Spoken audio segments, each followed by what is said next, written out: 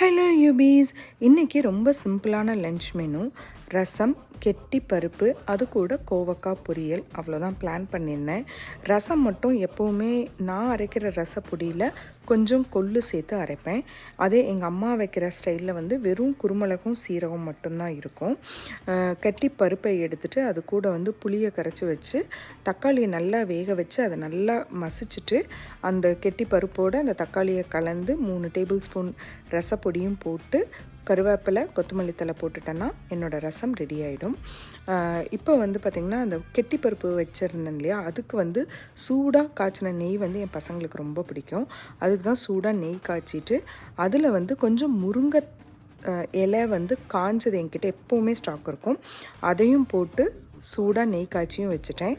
அதுக்கப்புறம் அந்த நெய் காய்ச்சின பிறகு கடைசியில் இருக்கிற மண்டியில் கொஞ்சோண்டு சாதத்தை போட்டு சூடாக பிசைஞ்சும் சாப்பிட்டுட்டோம்.